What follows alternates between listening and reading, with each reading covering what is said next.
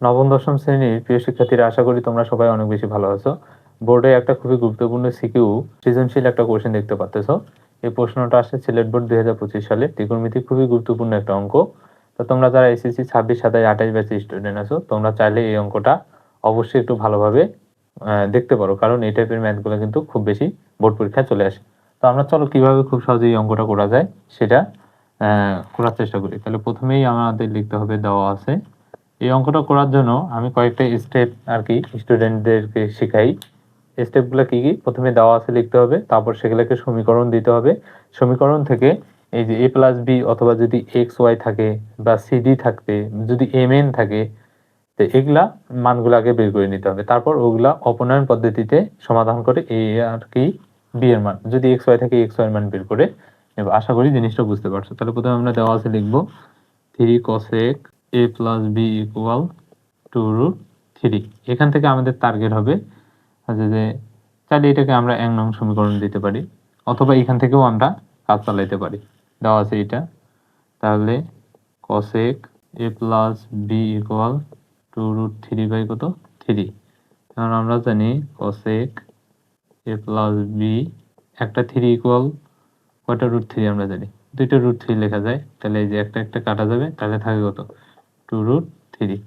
তাহলে cosec a plus B, cosec কতর মান হচ্ছে 2/√3, cosec হচ্ছে 60 ডিগ্রির মান। তাহলে cosec cosec বাদ দাও, তাহলে a প্লাস বি ইকুয়াল কত ডিগ্রি, 60 ডিগ্রি। এটা দিব ক নম্বর সমীকরণ, 1 নম্বর সমীকরণ। এখন আমাদের কিন্তু আরেকটা আছে সমীকরণ, তাহলে এখান থেকে আমাদের 2 নম্বর সমীকরণ বের হবে, মানে a মাইনাস বি এর মান। তাহলে দেখি আবার √3 cot a minus B equal 3।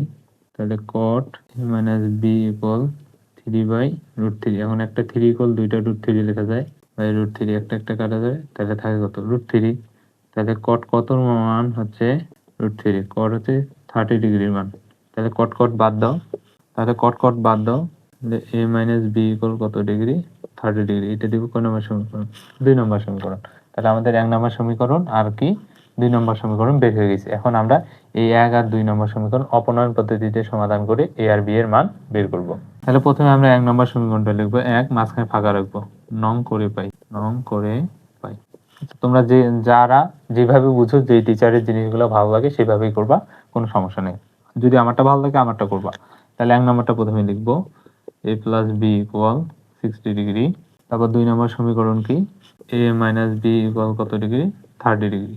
তো দেখো তো এখানে প্লাসে মাইনাসে যেহেতু কাটা গেছে, সাইন চেঞ্জ করার দরকার হয়নি, তাহলে এখানে কি দিব প্লাস। তাহলে একটা আর একটা কয়টা, দুইটা 2a, তারপরে 60 আর 30 কত হবে 90। 2 দ্বারা যদি কাটি তাহলে এটা হবে কত 45। তাহলে ইকুয়াল কত ডিগ্রি, 45 ডিগ্রি। দেখো এর মান কিন্তু বের হয়ে গেছে। এখন আমাদের লাগবে কিসের মান, বি এর মান। এখন চাইলে তুমি এর মান যে কোনো একটা সমীকরণে বসায় বের করতে পারো, অথবা কি করে করতে পারো, মাইনাস করে। তাহলে যদি এটা প্লাস, তাহলে এটা অবশ্যই কি করব, মাইনাস। নং করে পাই, তাহলে 1 নং কি, a plus B equal 60 degree, 2 নং হচ্ছে a minus B equal 30 degree. তাহলে যেহেতু মাইনাস করছে, সাইন চেঞ্জ হয়ে যাবে, মাইনাস হয়ে যাবে প্লাস, প্লাস হয়ে যাবে মাইনাস। তাহলে 60 থেকে 30 বাদ দিলে কত থাকে 30, প্লাসে মাইনাসে কাটা, একটা একটা কটা দুইটা, তাহলে 15 দুগুণ কত 30। তাহলে বি ইকুয়াল কত 15 ডিগ্রি। অতএব নির্ণয় a, B equal 45 degree 15 degree. এটাই আমাদের কি উত্তর। দেখো খুব সহজে কিন্তু অঙ্কটা আমরা সলভ করে ফেললাম।